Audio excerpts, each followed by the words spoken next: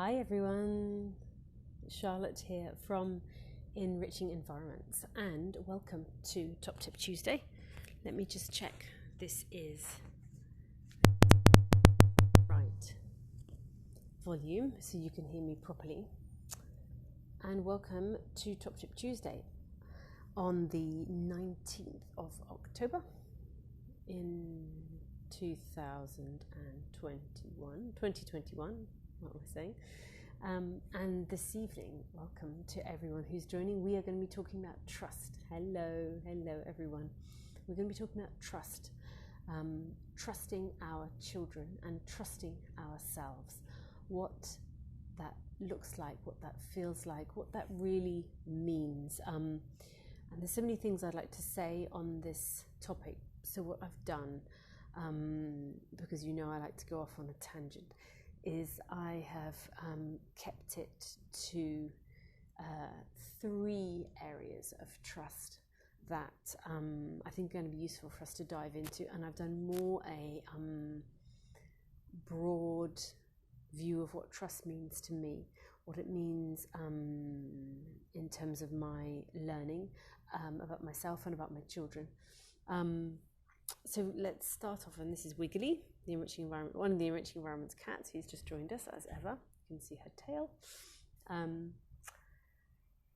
So for me, as I said, there's 3 things I'd like to discuss this evening. One is trust, trusting our child's unique journey. So every single one of us has a unique journey, a trajectory of our lives, and really our role as parents is to do the best we can with the knowledge and the skills and the experience we have, which if it's our first child will be no experience at all, to do the best we can to essentially get out of their way. You know, all human beings develop naturally in their own time and their own pace, and our work is to facilitate an environment for an enriching environment for them as much as possible according to our means, and then get out of the way and let them unfold without projecting too much of our stuff on them. And that seems really, really simple, but it's easier said than done. So a few examples I can give are, when our baby's rolling over for the first time, trusting that she's going to be able to do that. When they're starting to crawl, trusting they're going to crawl. Children starting to walk is a really big thing, isn't it? Because some children start to walk at 10 months and some children don't start to walk until 18, 20 months. And so if our child is in the later end of that, sort of they've got to 18 months and they're not walking, we might get worried, or we might be tempted to sort of help them in some way by getting some type of walking device. And what this calls us to do, and it's really, really hard, particularly with our first child, but what this calls us to do is just trust that our child will get there in the right, in their right time, in the perfect time for them. So things like that, that's a good example of, trusting that when our child is going to walk, they're going to walk. Of course, we're providing opportunities, we're giving them freedom of movement, trusting that, when they're at preschool and I don't know, someone asks them what their colours are, just trusting that they're going to know their colours. When that happens is when that happens. They're going to read and write and do all of these other things when the time comes, when it's their unique trajectory. And actually, talking about reading and writing, there is no evidence at all that a child's ability to read longer term, in the teenage and then adult years, there is no correlation between the age they learnt to read and how proficient a reader they are or a writer they are later on in their life. So some children will be reading fluently and proficiently at age 6, and for some children that's going to come later, 8 or 9 years old. But this has no bearing on academic achievement. This has no bearing on their ability to read and enjoy reading. And so what we later on in life, and so what's worrying about when we see the schooling system trying to teach all children to read and to write at the same time, from the age as early as 4, and expecting them to write their name or these other sort of things that are allegedly developmental markers. Hi there, Lena. It's really so important to remember that our child has their unique trajectory, and there may be pressure for our child to be reading or writing a certain age, or know their colours, or count to 10 or what have you at a certain age. And this is often not developmentally appropriate, and us just to keep in mind and in our hearts that every child has their unique path. So that's really, really important. And so that's what trust looks like for parents of young children, knowing our children will get there at their own pace, at their own time. And then the second area of trust I wanted to talk about is trusting that our children are doing the best that they can. So when our child is misbehaving, when they're showing inappropriate behavior, when they still have poor impulse control, which is normal until age 5, 6, 7, there can still be poor impulse control. Knowing that this is a process for our children to work through, and they truly are doing the best they can. Children are always doing the best they can. If they could behave better, they would behave better. Remember, this is so crucial to remember, that their connection with us is their lifeblood. Their life literally depends on us approving of them and loving them. So they do not, this is unconscious, this is in their unconscious mind, they do not want to do anything that will harm that bond and connection with us. They honestly, genuinely need to please us for their survival. This is a primal instinct of survival. So if our children could do better, they would do better. So when they snatch, or when they hit, or when they bite, or when they're unkind, or what have you, they really, really do want to do better. It's just they haven't managed to in that moment.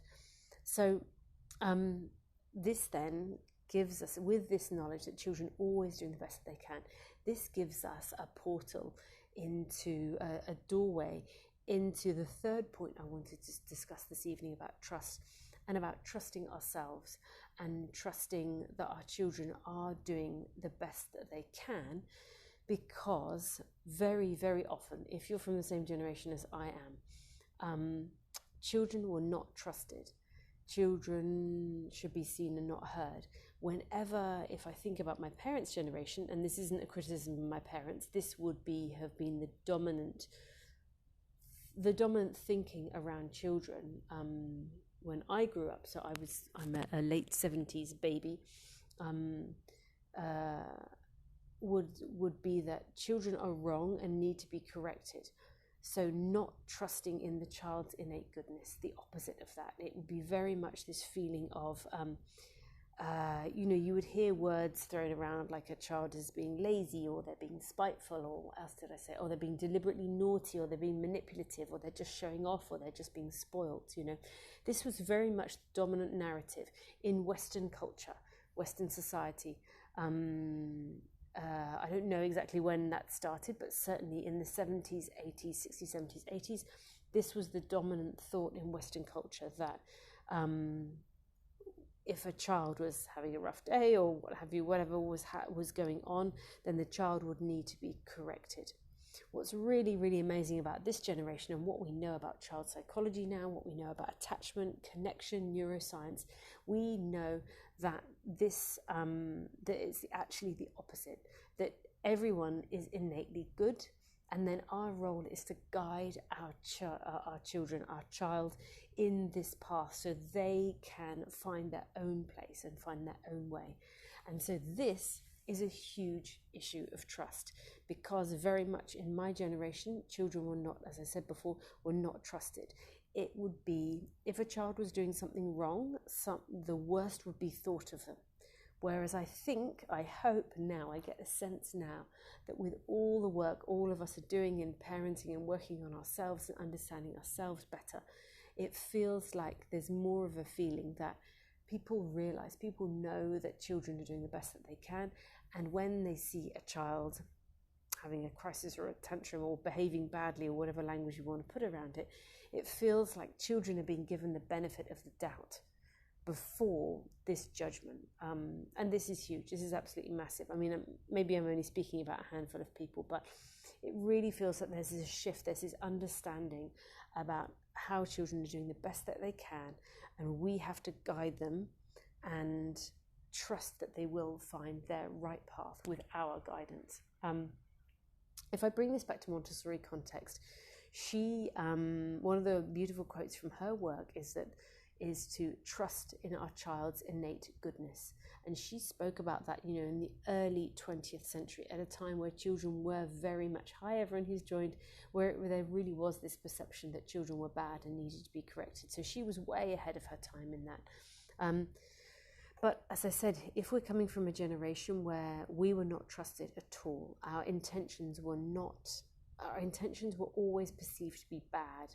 If we made a mistake, then we would be punished, we would need to be corrected, rather than being offered understanding and love and connection, and the things that we now know that we offer, even when a child has behaved badly. We now, broadly speaking, more or less, know that this is usually a bid for connection, this is a cry for help from a child, and so what we can do is trust in their innate goodness and then offer support where we need to.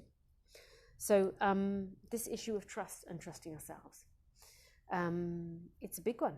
So if we were never trusted as children and our intentions were always questioned and our intentions were always misinterpreted, when we come to being parents, it's going to be really, really hard for us to trust our child's intentions. And when our preschool is hitting or biting, or toddler hitting or biting, it's going to be really, really hard for us to see our child from that place of innate goodness and honor them in that moment and guide them. So this is a really, really big topic, this topic of being able to trust in ourselves. And let me have a sip of water, and then I'll talk a little about how I came to trust myself, even coming from a background of not being trusted at all, in a very old school background, of how I've come to trust myself mainly over the past few years.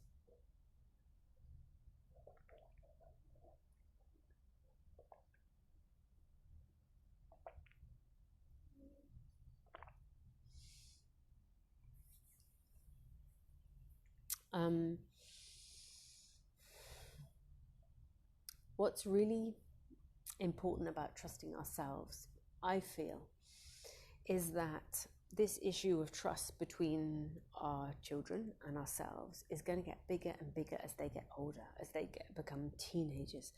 As they're teenagers and they're often doing their own thing, they're going to be in situations where we'll need to trust them, that they're going to be okay.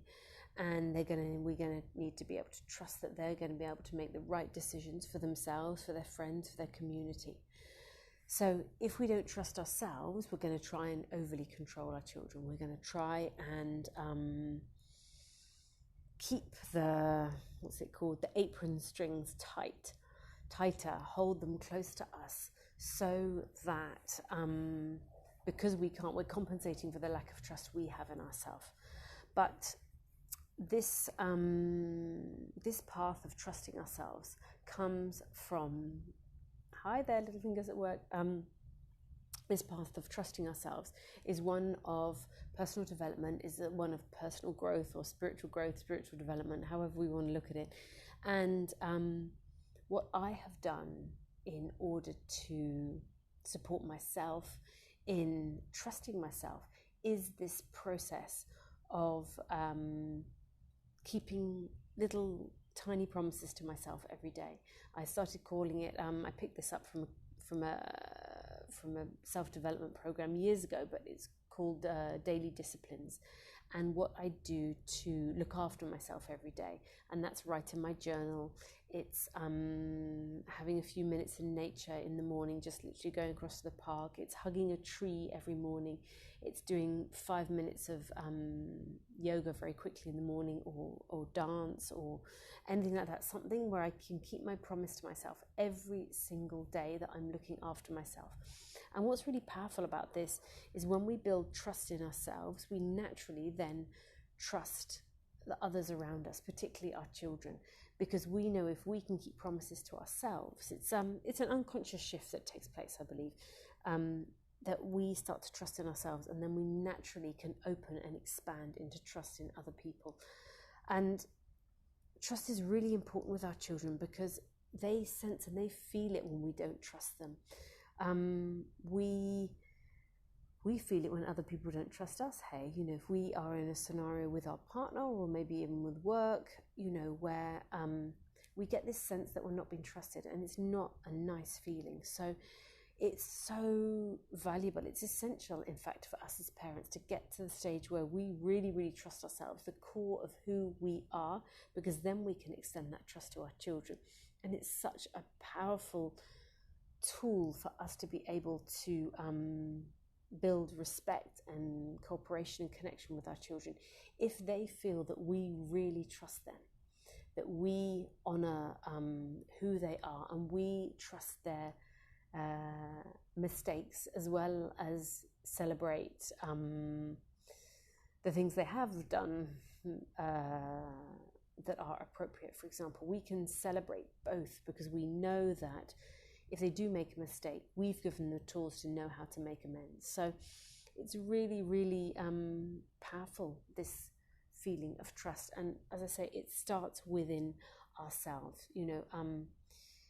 It feels like, as this is a process, this is a long process, and in terms of my own process of self-trust and knowing now that I believe I'm doing the right thing and I trust myself and I'm able to trust my body's messages, I spent a lot of time doing embodiment work to connect with myself and how I'm feeling, and this allowed me to access the essence of who I am. So I feel how I'm feeling in my body, and that's another element of trust. So I know that my body gives me the answers that I need, the wisdom that I need, that I have is inside of myself.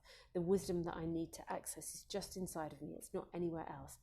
And this process of doing my daily disciplines, as I say, just keeping these tiny promises to me, to myself, to look after myself. And that means that I've been able to trust the children more. I've been able to trust myself more with the decisions I'm making for myself, for the children, in my work, all of those things. It's really so powerful to get to this place within ourselves where we can have a deep sense of trust in what we are here to bring. And so knowing that even though we'll have good days and bad days, and even though we're never going to be the perfect parent, and we are going to shout and we are going to lose our temper, we're going to say things and do things we're going to regret, but we have this sense that of trust in ourselves, that we are on the right path, and thus we feel confident to guide our children on their right path too. And hi Sam. And that's what it feels like to me. Let me just have a little sip of water.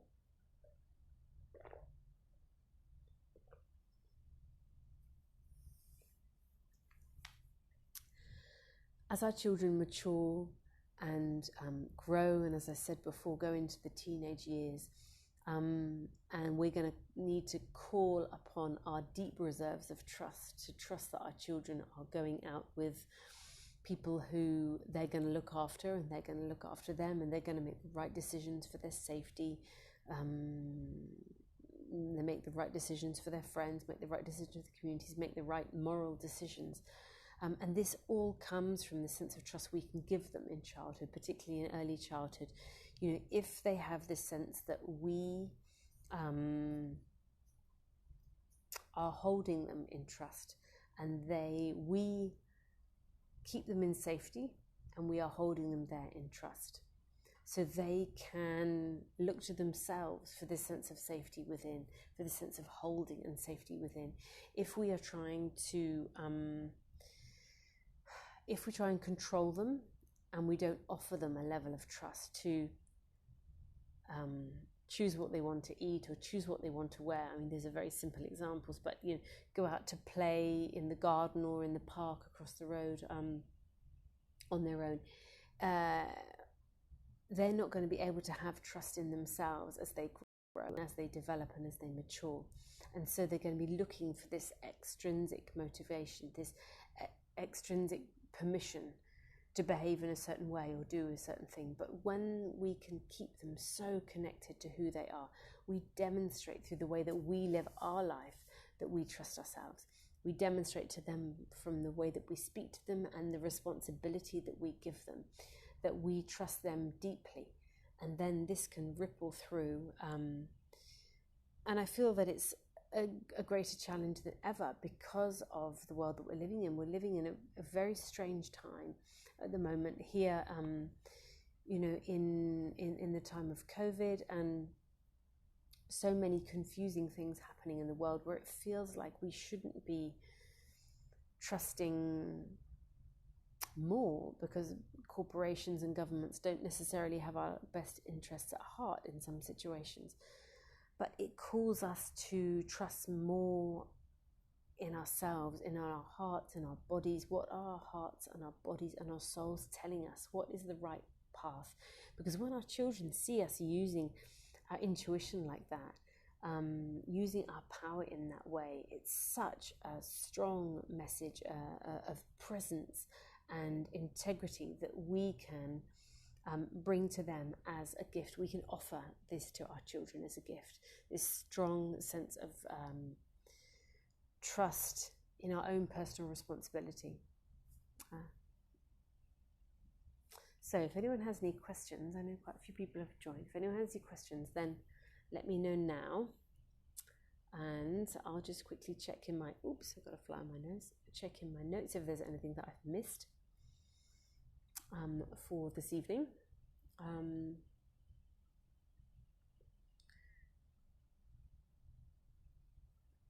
I think that's everything. If you have any questions, please do type them now.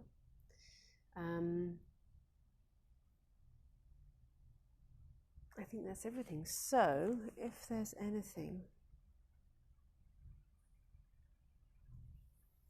So what we have now is, I feel, in this generation with our children, and it doesn't matter whether they are babies now or they're 7-year-olds now or they're teenagers now, it feels like this is an invitation to a new level of trust. Because as I said before, we cannot trust corporations or governments necessarily to do what is right for us in the same way that perhaps we believed that governments would keep us safe, religion would keep us safe, corporations would keep us safe, big companies would keep us safe. Perhaps we had this belief maybe 30, 40 years ago. And now we're living in a very, very different world, and a lot of people are very disenfranchised from the treatment they've received. Whole racial groups, for example, the way that people are treated, the way that governments have treated people. And it feels like our searching for trust outside, for security, for dependency outside ourselves, it feels like there's this big shift that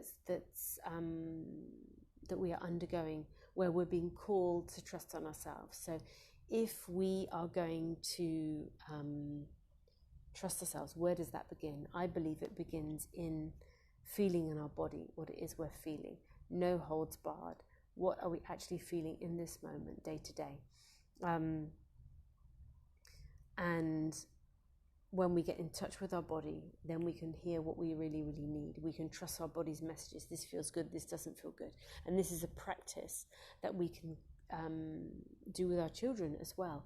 If something goes wrong, if there's an argument, if we witness something in the street that isn't so good, or feels bad, then we can invite our children into how that feels in their body.